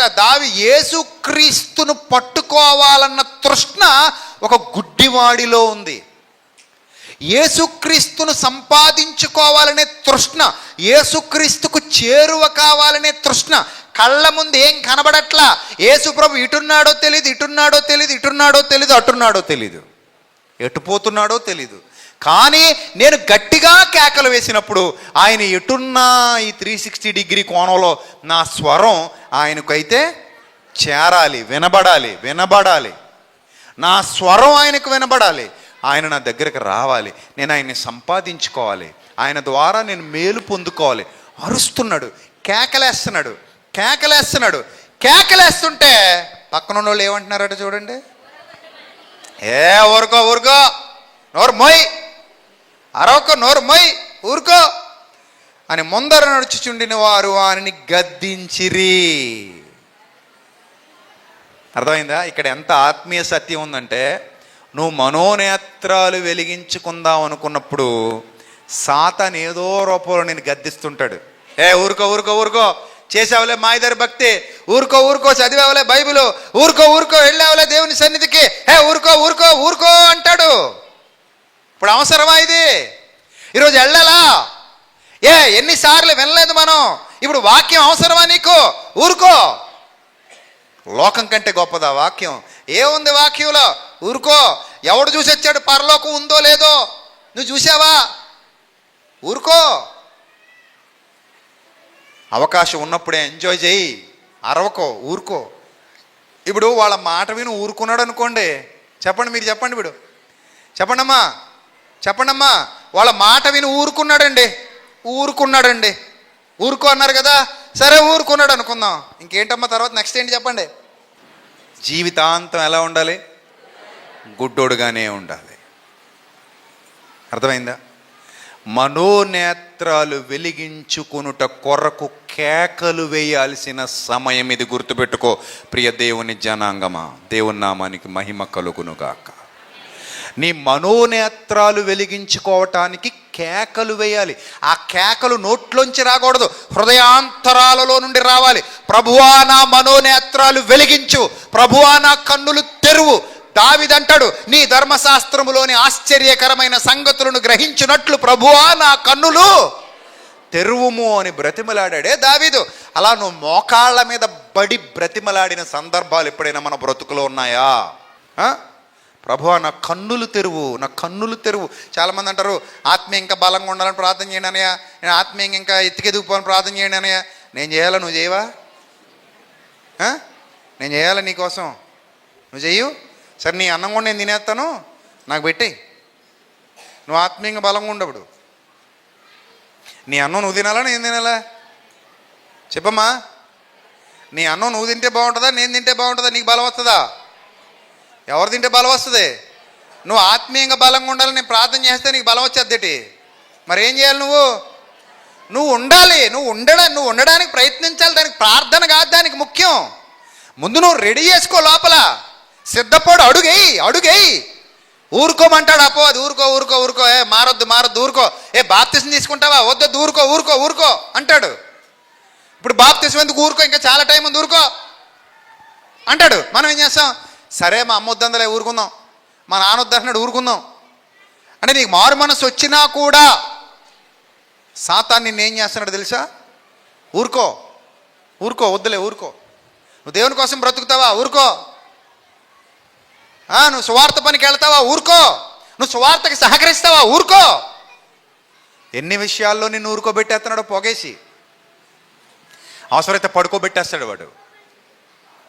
ఎన్నోసార్లు ప్రభువా ఈ సంవత్సరం నీ కోసం బ్రతుకుతానని తీర్మానాలు చేసుకుంటారు, రెండో రోజుకే తీర్మానం గట్టెక్కిపోద్ది. ఎన్నోసార్లు ప్రభువా ఇదిగో ఈ సభ ద్వారా నేను బుద్ధి చెప్పబడ్డాను, మేలుకొల్పబడ్డాను ప్రభువా, ఈ రాత్రే తీర్మానం చేసుకుంటున్నాను అంటారు. కానీ అప్పటికప్పుడే ఆ తీర్మానాన్ని ఏం చేస్తారు? అటకెక్కించేస్తారు. ఎన్ని సందర్భాల్లో మనల్ని మనం మోసం చేసుకుంటామో ప్రియమైన దేవుని సంగమా. అలాగైతే రోజులు గడిచిపోతాయి కానీ బ్రతుకుల్లో ఎలాంటి మార్పు రాదు. దీవెన ఉండదు, ఆశీర్వాదం ఉండదు. గుర్తుపెట్టుకోండి, రోజులు వెళ్ళిపోతుంటాయి కానీ దీవెన ఉండదు, ఆశీర్వాదం ఉండదు. ఆత్మీయంగా వృధా. కానీ ఎంతమంది ఊరుకోమంటున్నా ఆ గొంతు ఏం చేస్తుంది? అది కమిట్మెంట్ ఉండాలి. ఇప్పుడు చాలామంది మనల్ని నిరాశపరిచేస్తారు. గుర్తుపెట్టుకోండి, చాలామంది మొట్టమొదట 2010లో నేను ఫైనాన్స్ బిజినెస్ చేసుకునేవాడిని. నాకు ఈ సువార్త, బైబిలు, ప్రసంగాలు, మైకులు అలవాటు లేవు. ఎందుకంటే నేను సేవకుల కుటుంబంలో పుట్టినోడిని కాదు. మా చుట్టుపక్కల మా బంధువులు కానీ, నేను కానీ, మా ఇంట్లో మా అన్నయ్య కానీ, మేము అందరం ఫైనాన్స్ బిజినెస్. నేను నా ఊహ తెలిసేసరికి మా నాన్నగారు వడ్డీ వ్యాపారం చేస్తున్నారు, రైతు కూడా ఆయన. మా అన్నయ్య కూడా వడ్డీ వ్యాపారం చేసేవాడు. సో మేము ఆ బిజినెస్ చేసేవాళ్ళం. సో నేను 2010లో నేను సేవలోకి వచ్చేయాలి అని బలమైన నిర్ణయాలు నా మనసు నన్ను ప్రేరేపిస్తున్నప్పుడు నాకు నిద్ర పట్టట్లా. నేను ఈ బిజినెస్కి సూటబుల్ కాదు, నేను చేయలేను, ఇంకా నా వల్ల కావట్లా. లక్షల రూపాయలు పరిచేసాం జనాల మీద, మధ్యలో వదిలేస్తే మా ఇంట్లో వాళ్ళు ఇబ్బంది పడిపోతారు. సో ఏం చేయాలో అర్థం కాని డైలమాలో ఉన్నాను నేను. ఆ డైలమాలో ఉండగా నేను ఒక ప్రార్థన చేసుకున్నా. ప్రభువా, నీ చిత్తం, ఇంకా నువ్వు ఎలా నడిపించుకుంటే అలా నడిపించు, కానీ నాకెందుకో నీ సేవలో ఉండాలని ఉంది. నేను ఇలాగే ఉంటే, నా వ్యాపారం చేసుకుంటే నేను ఒక్కడనే బాగుపడతానేమో తప్ప, నేను మైకు పట్టుకుని ముందుకెళ్తే, ఆత్మలను సంపాదించడానికి ముందుకెళ్తే వేలాది మంది నా వల్ల బాగుపడతారు కదా. మీ చిత్తమైతే నన్ను నిలబెట్టుకో అని ప్రార్థిస్తున్న తరుణంలో నాకు ఒక కళ వచ్చింది. దాదాపు 3 సార్లు వచ్చింది. యాక్చువల్లీ నేను కళలను నమ్మను, కానీ అదే కళ 3 సార్లు వచ్చేసరికి నాకు ఎందుకో ఒక గ్రిప్ ఏర్పడింది, ఒక ధైర్యం వచ్చింది. ఒక నెరలు విడిచిన నేల మీద నేను నడుచుకుంటూ వెళ్ళిపోతున్నాను, నా వెనక పచ్చటి మొక్కలు మొలుస్తూ వస్తున్నాయి. ఒక నెరలు విడిచిన నేల మీద నేను నడుచుకుంటూ వెళ్ళిపోతున్నాను, నా వెనక పచ్చటి మొక్కలు పైరు మొలుస్తూ వస్తుంది. నా వెనక భాగం అంతా ఎండిపోయి ఉంది. నేను నడవడం మొదలుపెట్టిన తర్వాత నా ముందు భాగం అంతా ఎండిపోయింది. నేను నడవడం మొదలుపెట్టిన తర్వాత నా వెనక భాగం అంతా పచ్చగా మారడం కనబడుతుంది. అలా దాదాపు నేను 3 సార్లు ఆ కళ నాకు రావడం నేను గమనించాను. అంటే ఒకే కళ 3 సార్లు 2 సార్లు ఎందుకు వచ్చింది అంటే, దేవుడు నన్ను ప్రోత్సహిస్తున్నాడు అన్నమాట. నేను వెళ్ళాలి ముందుకి, ఇది నాకు ఒక సైన్ లాంటిది అన్నమాట అని నాకు అప్పుడు అనిపించలా. కానీ తర్వాత నాకు అర్థమైంది. ఏదైతే దౌద్దని ముందుకు వచ్చేసాను, అప్పుడు మా ఇంట్లో వాళ్ళు, మా నాన్నగారు, మా అన్నయ్య, మా బంధువులు నన్ను కూర్చోబెట్టి, అరే నాయనా, ఇన్నాళ్ళుగా చక్కగా జరుగుతున్న వ్యాపారాన్ని మానేస్తావా? మా పార్ట్నర్లు కూడా, నువ్వు మానేసి కూర్చున్న కొమ్మని ఎవడైనా నరుక్కుంటాడా? పోనీ నీకేం లోటురా? ఒక్క ఆదివారం సెలవు పెట్టుకో, మిగిలిన 6 రోజులు వ్యాపారం చేసుకో. ఆదివారం సెలవు పెట్టుకుని నువ్వు ఎక్కడ పోతావు పో, నువ్వు ఎవరికి వాక్యం చెప్పుకుంటావు చెప్పుకో. 6 రోజులు మాత్రం ఏమొచ్చాయి?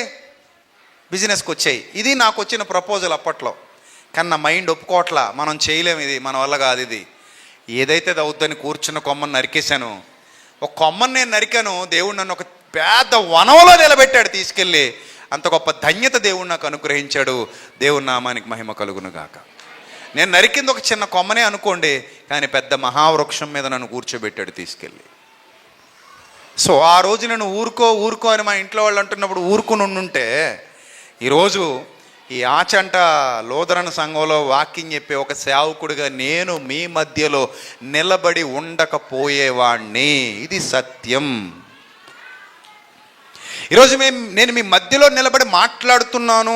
మీ మధ్యలోనే కాదు, అనేక దేశాలలో, అనేక ప్రాంతాలలో, అనేక చోట్ల సత్యవాక్యాన్ని వెత్తటానికి దేవుడు నన్ను ఎన్నుకొని కృప చూపిస్తున్నాడు. వేలాది మంది జీవితాలను కట్టడానికి ఒక పాత్రగా, అర్హమైన పాత్రగా దేవుడు నన్ను వాడుకున్నాడంటే దానికి కారణం, వేలాది మందికి నా చేతులతో బాప్తిస్మాలు ఇచ్చాను. దాదాపు 1000 మంది, 1000-1500 మందికి పైన ఇచ్చాను నేను ఇప్పటివరకు బాప్తిస్మాలు.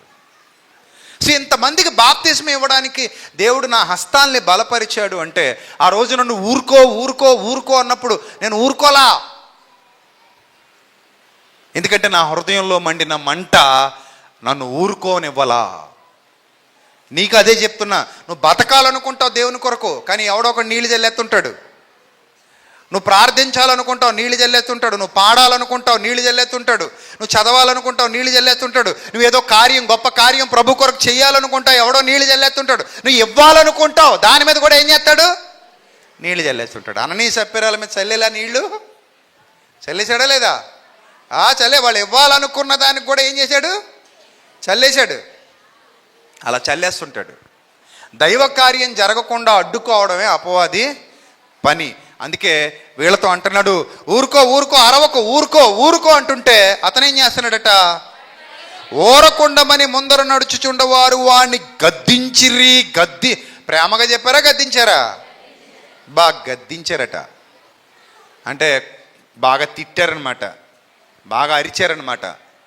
అయినా కూడా ఎవరిని ఏం చేయలేదు, లెక్క చెయ్యలేదు. అర్థమైందమ్మా?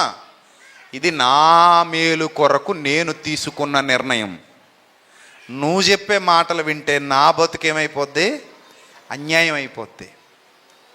అర్థమైందా? కొంతమంది అట బాప్తిస్మం తీసుకోనా వద్దా అని పక్కన అడుగుతుంటారట. యాక్సిడెంట్ అయ్యాక, రోడ్డు మీద యాక్సిడెంట్ అయ్యాక అంబులెన్స్ వచ్చాక ఎవరొకరు ఫోన్ చేసి అంబులెన్స్ ఎక్కమంటావా వద్దా అని అడుగుతావా?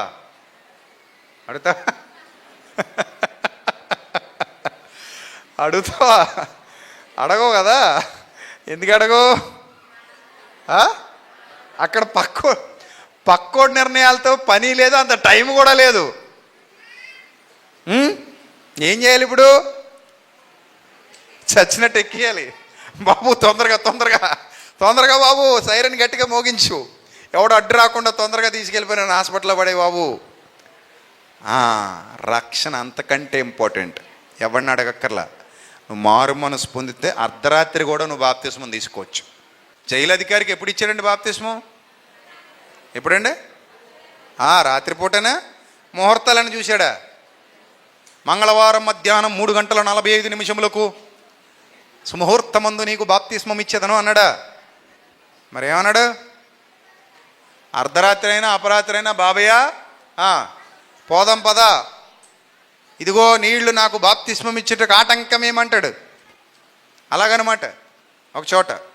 సో అంత తొందరగా నిర్ణయాలు తీసుకోవాలి. నువ్వు వాయిదాలు వేయకూడదు.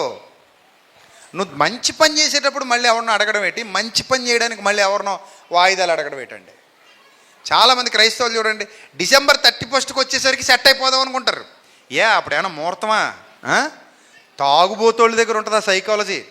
ఆడేమంటాడు తెలుసా? ఇదిగో ఏమే ఎక్కువ ఇబ్బంది పడకే, మీ అమ్మగారింటికి అది వెళ్ళిపోకే అత్తమాను, నువ్వు పెట్టి చద్దికి వెళ్ళిపోతుంటే నాకు తీసుకురావడం ఇబ్బంది అవుతుంది. ఈ డిసెంబర్ 31 దాకా ఓపికట్టు, అప్పుడు మానేయకపోతే నీ చెప్పు తీసి కొట్టంటాడు. నువ్వు 100 చెప్పులు రెడీ పెట్టుకున్నాడు మాండవు. అర్థమైందా? ఆ డిసెంబర్ 31 అన్నది ఉత్తిదే అబద్ధం. అప్పుడు దాకా అలాగ అంటాడు, మళ్ళీ ఆ తర్వాత మళ్ళీ అంటాడు, ఇదిగో వచ్చి డిసెంబర్ 31కి మానేస్తానే బాబు అంటే వాడు మారడు. అంతే. నిజంగా మానాలనుకుంటే డేట్లు అవసరం అండి. నిజంగా మానాలి. నా భార్య నాకు ఇంపార్టెంట్, నా పిల్లలు నాకు ఇంపార్టెంట్, నేను చచ్చిపోతే వాళ్ళు అనాథలు అయిపోతారు, ఈ డబ్బులన్నీ హాస్పిటల్కి పోయాలి, తగలేయాలి, ఎందుకు దీనివల్ల నాకు ఉపయోగం ఏముంది? పేకల దాకా తాగిన ఆరోగ్యాన్ని పాడు చేసుకోవడం తప్ప దీనివల్ల నాకు రూపాయి ప్రయోజనం లేదు. మానేయాలనుకుంటే ఈరోజే మానేస్తారండి. డిసెంబర్ 31 ఎందుకు మళ్ళీ మనకి ముహూర్తాలు ఎందుకు? మంచి పని ఇప్పుడే చేయాలట, చెడ్డ పని వాయిదాలు వేయాలట. కానీ మనం ఏం చేస్తాం? చెడ్డ పనులు ఇప్పుడే చేస్తాం, మంచి పనులు ఏం చేస్తాం? వాయిదాలు వేస్తాం. అది తిక్మల సైకాలజీ. సో నీతి కార్యం చేయటానికి ఎవడు ఊరుకోమని చెప్పినా ఊరుకోవాల్సిన పని లేదు.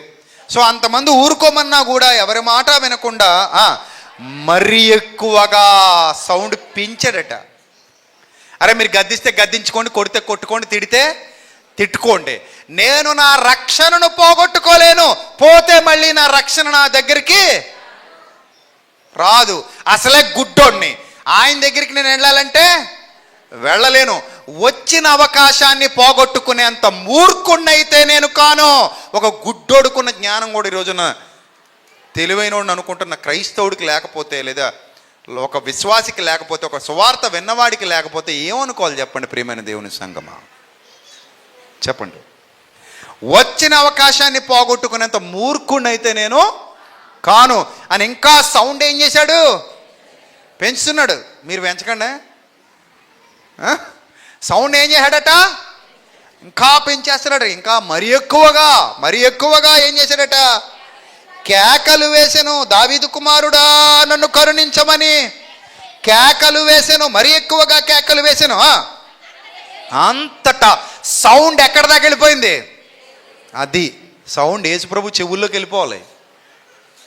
సౌండ్ ఎక్కడికి వెళ్ళిపోవాలి? యేసుప్రభు చెవుల్లోకి వెళ్ళిపోవాలి. నీకు ఆశీర్వాదం వచ్చేయాలి, అక్కడి నుంచి నీకు దీవెన వచ్చేయాలి నీ ఆత్మీయ జీవితానికి. అలా ఉండాలి నీ హృదయం నుంచి వచ్చే ధ్వని, నీ హృదయ స్పందన, నీ మనోస్పందన అక్కడికి వెళ్ళి తాకాలి. ఆయన సింహాసనాన్ని కదిలించాలి. ఆయన చెవులలోనికి వెళ్ళి అంతటా యేసు నిలిచి, కమాన్, పిలుపు వచ్చేసింది. బాబా ఎంత అదృష్టం అండి, ఎంత అదృష్టం. తీసుకురండి ఆ అబ్బాయిని, తీసుకురండి, గట్టిగా కేకలేదు. ఆ లైఫ్ మారిపోయింది ఒక్క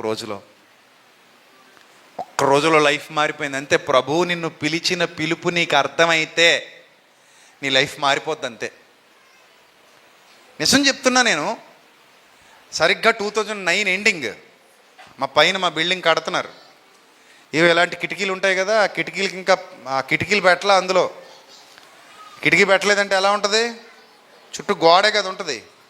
ఆ గోడ కాళ్ళు తనిపెట్టుకుని ఆ గోడలో కూర్చున్న, బాగా పై మేడ మీదకి ఎక్కిపోయి నేను మా ఇంటి దగ్గర, మా పాత ఇంట్లో కూర్చొని అటంతా పక్కనంతా జామాయిల చెట్లు ఏవి ఉంటాయి, చక్కగా గాలి వేస్తుంది, మంచి డిప్రెషన్లో ఉన్నాను. మైండ్ అసలు బాలా, ప్రశాంతత లేదు మైండ్కి, ఏదో గిల్టీ ఫీలింగ్. అలా కూర్చొని ఆలోచిస్తున్నప్పుడు నాకేవో పిచ్చి ఆలోచనలు వస్తున్నాయి, ఒకసారి చచ్చిపోమన్న ప్రేరేపణలు వస్తున్నాయి. అలా ఉన్న టైంలో ఆ పక్కనే ఉన్న ర్యాక్లో ఎప్పుడుదో పాత బైబిల్, కిందనంతా సర్దుతున్నారు కాబట్టి పైన పెడేశారు కొన్ని. ఆ పాత బైబిల్ కనబడింది. ఫస్ట్ నా జీవితంలో జరిగింది. అప్పుడు అది వరకు చాలాసార్లు మా అమ్మ పోరు పెడుతుంటే ఒక కీర్తన చదివి పక్కన పెట్టేవాడిని. అప్పుడు నా మైండ్కి మనస్ఫూర్తిగా అనిపించింది బైబిల్ చదవాలని. సరే చదువుదామని చెప్పి తీసా. అలా మొదలైంది ఈ స్పిరిచువల్ జర్నీ. అలా 2009 ఎండింగ్లో మొదలైన జర్నీ ఇదిగో 2023 వచ్చాం. ఎక్కడికో పోయింది, సముద్రం అంత అయిపోయింది, మహాసముద్రం అంత అయిపోయింది. అసలు నేను ఆ రోజు నాకు తెలియదు ఆ బైబిలే నేను ఇలా మీలాంటి వాళ్ళందరికీ బోధించబోతున్నానని. నిజానికి నాకు నిజంగా తెలియదు. ఆ రోజు నాకు నిజంగా తెలియదు. ఆ బైబిల్ నేను తీయబోతున్నాను, చదవడం మొదలు పెట్టబోతున్నాను. ఈరోజు ఇన్ని వేల మందికి నా ద్వారా బైబిల్ బోధించబడే స్థాయికి ఎదగబోతున్నాను. దేవుడు నన్ను అలా ఎన్నుకోబోతున్నాడు అన్న సంగతి నిజంగా ఆ రోజు నాకు తెలియదు. దేవుని ఎదుట మీకు సాక్ష్యం ఇస్తున్నాను. అది దేవుని చిత్తం. ఒక్కసారి నువ్వు నా యొద్దకు వచ్చి వారిని నేను ఎంత మాత్రము త్రోసివేయను. నిర్ణయం వెంటనే తీసుకోవాలి, అరవాలి. ఆ రోజు అరిస్తేనే యేసుక్రీస్తు ప్రభు వారికి వినబడుతుంది. వినబడితేనే రా తీసుకురండి అంటాడు. నా యొద్దకు వచ్చి వారిని నేను ఎంత మాత్రము త్రోసివేయను. రా రా రా నా తీసుకురండి అంతే. వెళ్ళారట, తీసుకొచ్చారట. యేసు నిలిచి వారిని తన యొద్దకు తీసుకొని రమ్మనను. వాడు దగ్గరకు వచ్చినప్పుడు ఆయన అడిగాడట, అరే నాన్న చెప్పు, నేను నీకేమి చేయగోరుచున్నావని అడుగగా, ప్రభువా నాకు ఈ దేశపు యువరాణితో పెళ్లి కావాలి ప్రభువా, చేసే ప్రభువా అన్నాడు అనుకోండి. మీరేమంటారు చెప్పండి? పక్కనుంటే చెప్పండి, మీరేమంటారు? పక్కనుంటే డెప్ మీద కొట్టి, ఎరా నీకు ఈ దేశపు యువరాణితో పెళ్లి కావాలా, ఇంకేం వద్దటరా నీకు అని అంటారనరా? అంటే మీకు ఏమనిపిస్తుంది? ఒకవేళ అలాగే అడిగాడని రాయబడి ఉందనుకోండి, ఇక్కడ లేదు ఉందనుకోండి, కాసేపు మీరు గుడ్డివాడిని అబ్బా తెలివైనోడు అంటారా, తెలివి తక్కువడు అంటారా? చెప్పండి కదా. పోనీ ఇంకోటి ఏమడిగితే బాగుంటుంది? ఈరోజు చాలామంది అలాగే నడిపిస్తున్నారు దేవుని దగ్గరికి. నాకు కొన్ని సందర్భాల్లో కొంతమంది చేసే ప్రకటనలు నచ్చవు. ఏమని చెప్తారు తెలుసా? సువార్త ప్రకటన అని పెడతారు, సందేశం పేరు సువార్త సభలు అని పెడతారు. ఆ సభలను బట్టి ఇన్విటేషన్ ఏమని చెప్తారో తెలుసా? అప్పుల బాధలా అంటాడు. ఇదేంటిది సువార్త సభ అన్నావు? నువ్వు ఏమని పెట్టావు టైటిల్? సువార్త సభలనే కదా పెట్టావు. సువార్తలో అప్పుల గొడవ ఎక్కడుంది? సువార్తలో అసలు గొడవ ఏ గొడవ ఉంది? అసలు గొడవ పాపము నుండి విడుదల, ప్రయాసపడి పాప భారము మోసుకొనిచున్న సమస్త జనులారా, అది కదా అసలైన అప్పు, ఆత్మీయ అప్పు. అది ఆ అప్పు ఉంటే పరలోకానికి వెళ్ళలేవు, అది తీరాలి ముందు. అది పక్కనెట్టేశాడు. మరి ఏమంటాడు? లోక సంబంధమైన మామూలు అప్పులు అది ఎదరో తీర్చుకుంటాం, అదేం పెద్ద పెద్ద విషయం కాదు, ఎదరో తీర్చుకుంటాం. ఒకవేళ తీర్చకుండా చచ్చిపోయినా మనల్ని ఎవడో అడగడు ఇంకా. కానీ పాపం అనే అప్పు అయితే అడుగుతాడు కదా మరి. కానీ సువార్త సభను పెట్టి విదేశాలకు వెళ్ళలేకపోతున్నారా? ఒక దౌర్భాగ్యుడే. నువ్వేనా బ్రోకర్ కంపెనీ పెట్టుకున్నావా? సేవకుడివా? విదేశాలకు వెళ్ళలేకపోతున్నారా? ఇవా సువార్తలు అవి లేవు. మనం ఆయన నీతిని ఆయన రాజ్యాన్ని మొదట వెతికితే అవన్నీ ఆయనే ఇచ్చుకుంటాడు. మళ్ళీ మనం స్పెషల్గా అడగక్కర్లా. మొదట ఆయన నీతిని ఆయన రాజ్యాన్ని వెతకండి, అప్పుడు అవన్నీ మీకు అనుగ్రహింపబడు. మొదటేది అవా నీత? మొదట అవా నీత కదా? నీతి అని పేరు పెట్టి అవి అడగమంటారేంటి మరి? పేరేమో నీతి పేరు పెట్టారు, కానీ అడగమంటాం ఏంటి అవి? కానీ ప్రభు ఏమన్నాడు? ముందు నీతిని వెతకండి, అవన్నీ మీకు ఆటోమేటిక్గా మీకు ఏది అవసరమో అవి మీ దగ్గరకు వస్తాయి. వాటి గురించి పెద్ద ఆలోచించకండి. అసలైంది ఇదే. అసలైంది దేవుని నీతి, దేవుని రాజ్యం. నువ్వు ఎప్పుడైతే దేవుని నీతి, దేవుని రాజ్యాన్ని అడుగుతావో, వాటి కోసం వెతుకుతావో, ఇవి చిన్న చిన్నవే ప్రభువే చూసుకుంటాడు. ఇప్పుడు ఆ రోజు నేను చేసే బిజినెస్ మానేశానండి. నేను ఏమైనా అడుక్కు తింటున్నానా? ఇప్పుడు ప్రభు నన్ను పోషించట్లా? పోషిస్తున్నాడా లేదా? ఆకాశ పక్షుల్ని చూడండి అన్నాడా?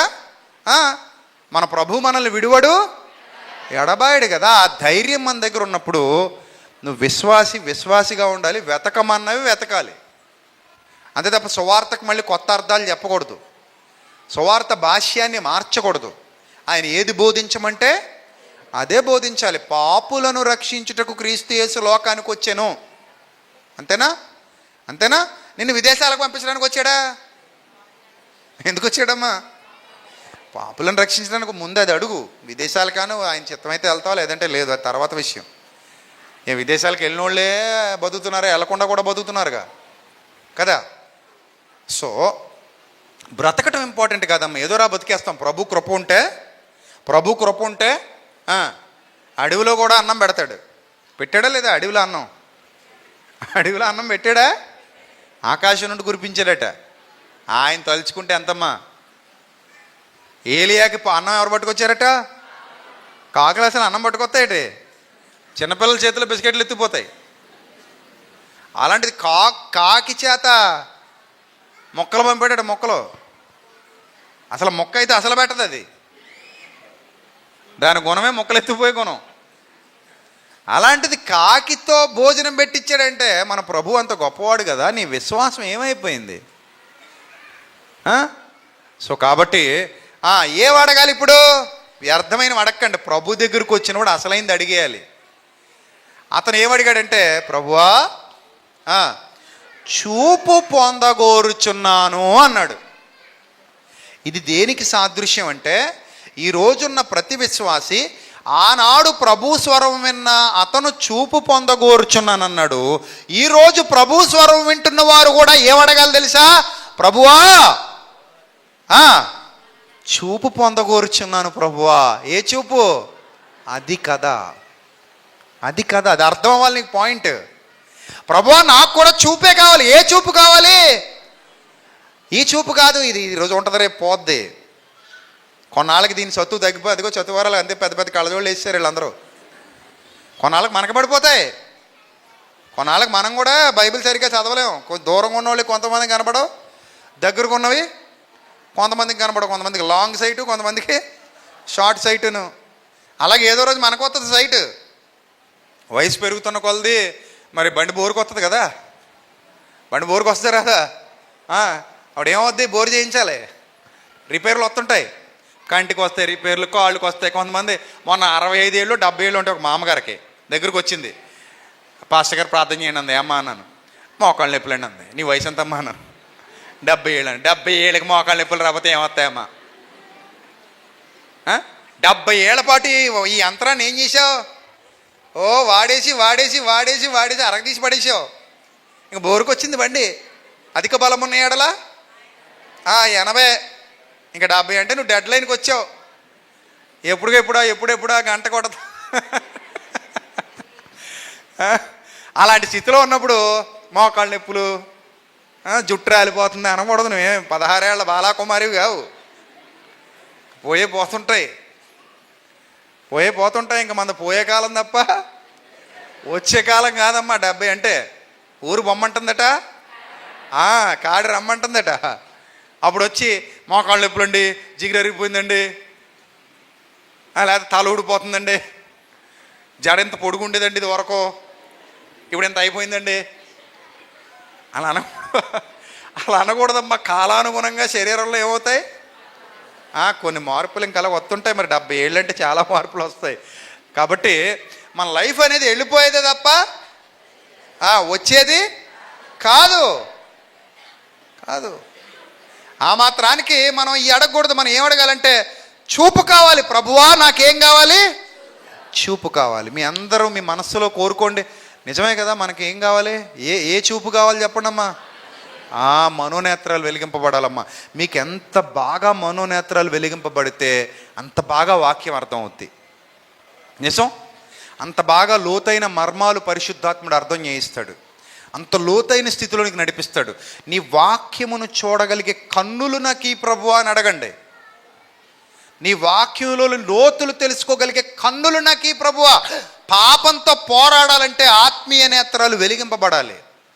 అయితే ఎవడబడితే వాడు మోసం చేస్తాడు మిమ్మల్ని. ఈరోజు చాలామంది మోసగాళ్ళు ఉన్నారు క్రైస్తవ సమాజంలో మనల్ని దారి తప్పించడానికి. మన కర్మ కొద్దీ ఎక్కువైపోయారు క్రైస్తవ్యంలో మోసగాళ్ళు. వాళ్ళు రకరకాల ప్రయత్నాలు చేస్తూ మనల్ని దారి తప్పిస్తున్నారు. సత్యంలో నుండి వైదొలిగిపోయేలా చేస్తున్నారు. సత్యానికి కాకుండా లోకానికి కనెక్ట్ చేస్తున్నారు. తీసుకెళ్ళి లోకానికి మొదట ఆయన నీతిని రాజ్యాన్ని వెతకమంటే అది వెతకనివ్వకుండా చేస్తున్నారు. కాబట్టమ్మా ప్రాణానికి గ్యారంటీ లేదు కదమ్మా. అంటే రక్షణ మనకి వయసుతో నిమిత్తం లేకుండా అందరికీ అవసరమే. ఇప్పుడు మరణానికి వయసుతో సంబంధం ఉందా?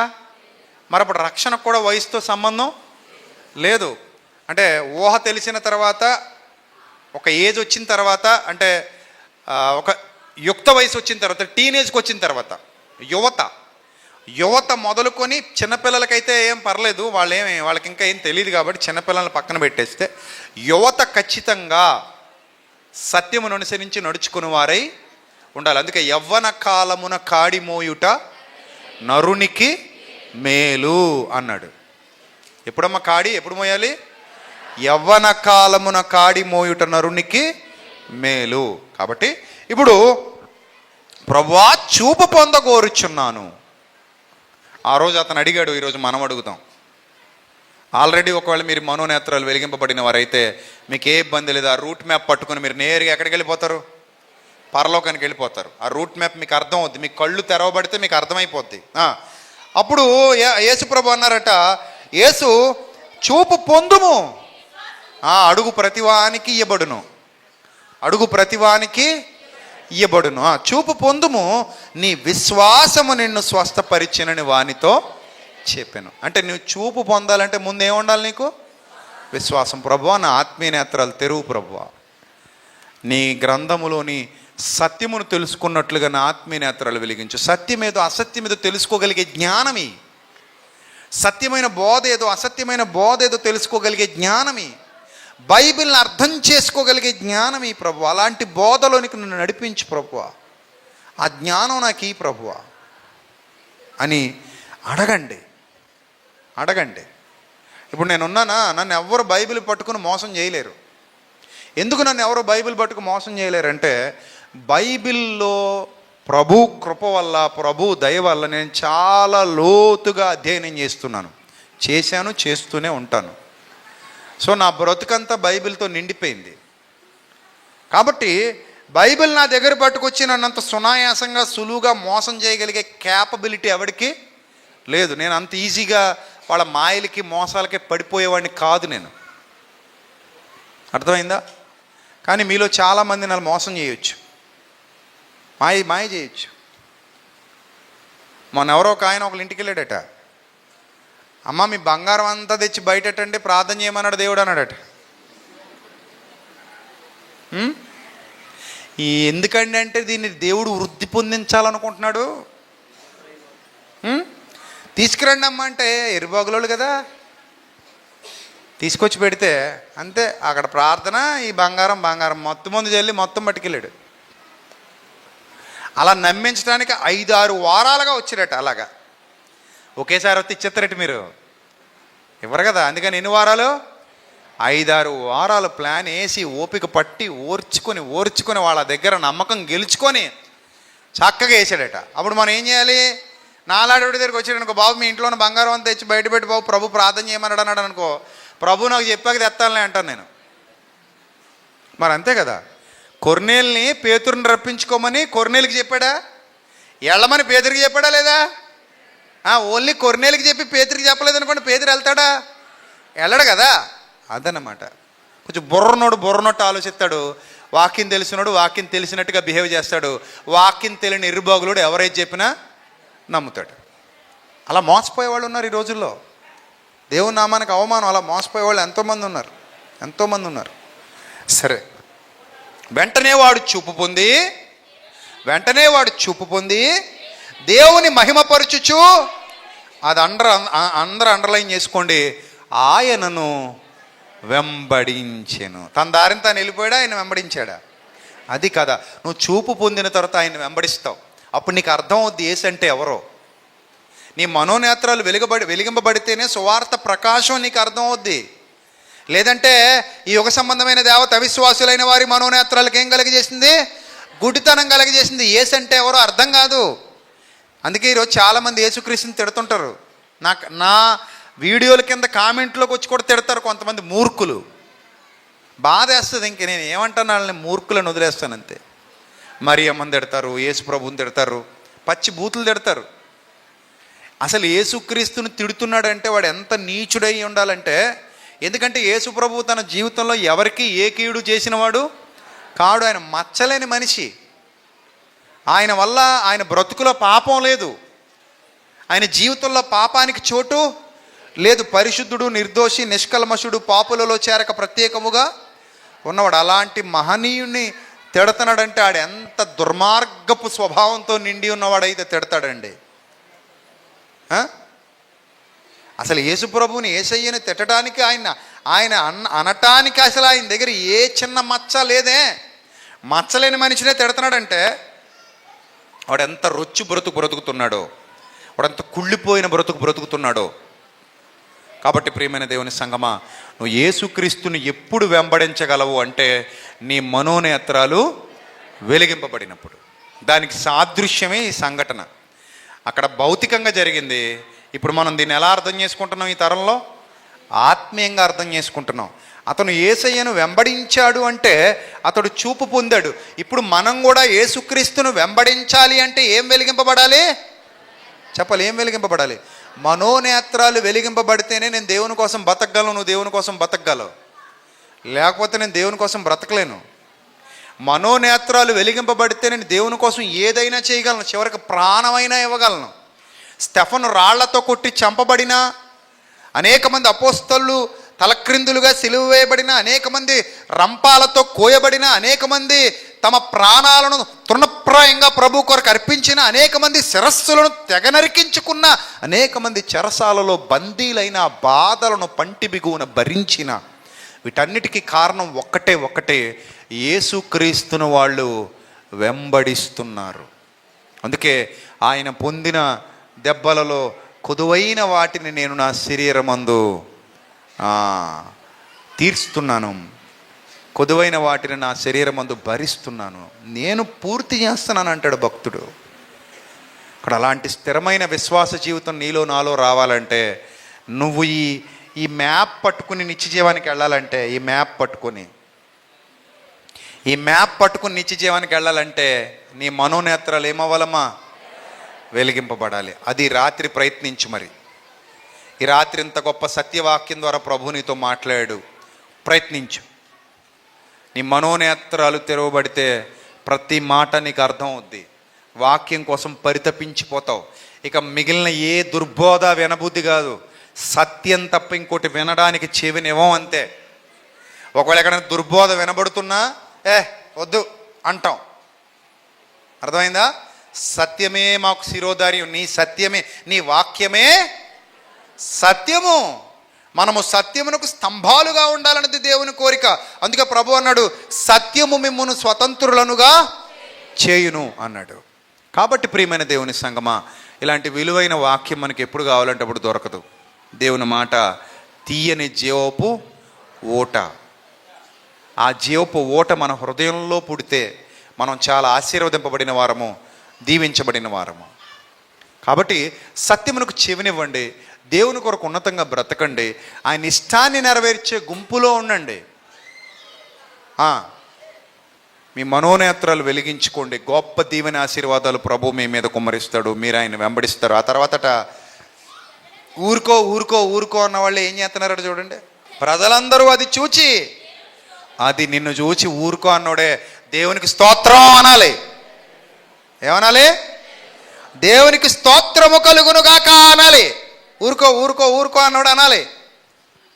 నన్ను ఊరుకో ఊరుకో అన్నవాళ్ళు అందరూ ఇప్పుడు అంటున్నారు దేవునికి స్తోత్రం అని. నేను అనేలా చేశాను. చాలామంది అన్నారు నన్ను ఊరుకోమని. వాళ్ళందరూ కూడా ఇప్పుడు ఏమంటున్నారు? దేవునికి స్తోత్రం, దేవునికి స్తోత్రం. నన్ను బట్టి దేవుని స్తుతిస్తున్నారు. ఆ గుడ్డివాడిని బట్టి దేవునికి స్తోత్రం చెప్పారు. ఆ గుడ్డివాడు యేసయ్యను వెంబడిస్తున్నాడు. మరి నీ బ్రతుకేంటి? రాత్రి మ్యాప్ నీకు వచ్చేసింది. మరి వెళ్ళాలా వద్దా నిత్య జీవానికి? వెళ్ళాలి. నువ్వు కూడా నిన్ను బట్టి ప్రభువుకు స్తోత్రం చెల్లించే ప్రజలు, అలాంటి గొప్ప గుంపును తయారు చేయగలిగే స్థిరమైన విశ్వాసం నీ దగ్గర ఉండాలి. ప్రియమైన దేవుని సంగమా, అలాంటి బలమైన విశ్వాసిగా నువ్వు మారాలి. వింటాం ఇక్కడే వదిలిపెట్టి వెళ్ళిపోతాం అంటే అది నీకు క్షేమం కాదు. డాక్టర్ గారి దగ్గరికి వచ్చావు, మందులు ఇచ్చారు. ఇప్పుడు నీకు ఏ మందులు ఇచ్చారు? వాక్యం అనే మందులు ఇచ్చారు. నువ్వేం చేయాలి? దీన్ని మింగాలా లేకపోతే ఇక్కడే పడేసిపోవాలా ట్యాబ్లెట్లన్నీ కదా? హాస్పిటల్లో కరెక్ట్గా చేస్తున్నాం, మరి చర్చిలో కూడా అంతే. నేను డాక్టర్తో సమానం, నువ్వు రోగితో సమానం. నీకు ఇచ్చే వాక్యమే నీ మందు. ఇప్పుడు నువ్వు దాన్ని మింగితే దేవుని పొందు, మెంగనంటే దుష్టులతో నరకంలో పొందు, అంతే. కాబట్టి ప్రియమైన దేవుని సంగమా, మంచి నిర్ణయం తీసుకోండి.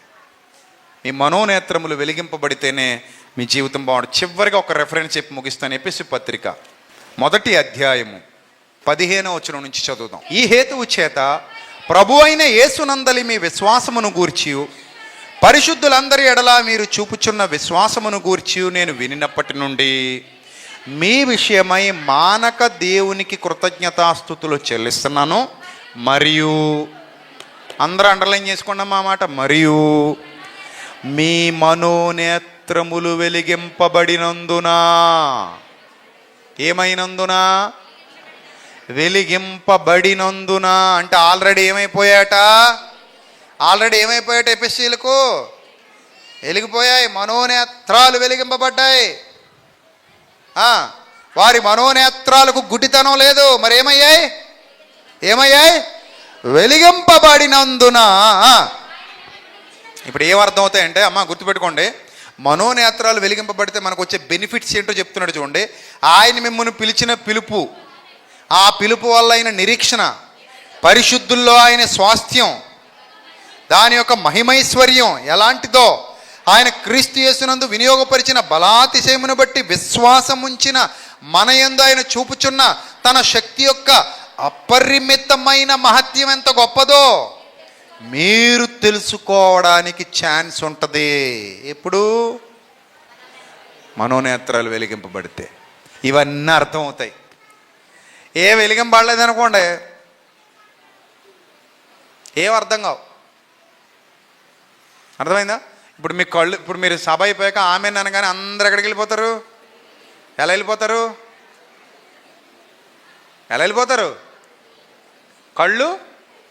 కళ్ళు తెరవబడి ఉన్నాయి కాబట్టి హ్యాపీగా వెళ్ళిపోతారు. అదే గంతలు కట్టేసి ఉంటే వెళ్ళలేరు కదా. మీరు కూడా నిత్య జీవానికి వెళ్ళాలంటే మీ మనోనేత్రాలు వెలిగించుకోండి. ఆ మనోనేత్రాలు వెలిగించుకొనుటకు ప్రభు దగ్గరకు రండి స్థిర విశ్వాసంతో. ప్రభువా, నాకు ఈ రాత్రి నాతోనే మాట్లాడావు, ఇది నేనే చేయాలి. కళ్ళు ఎవరు తెరవాలమ్మా? ముయ్యాలంటే ఎవరు ముయ్యాలి? తెరవాలంటే ఎవరు తెరవాలి? ఇప్పుడు మనోనేత్రాలు కూడా ఎవరు తెరవాలి? మీరే తెరుచుకోండి.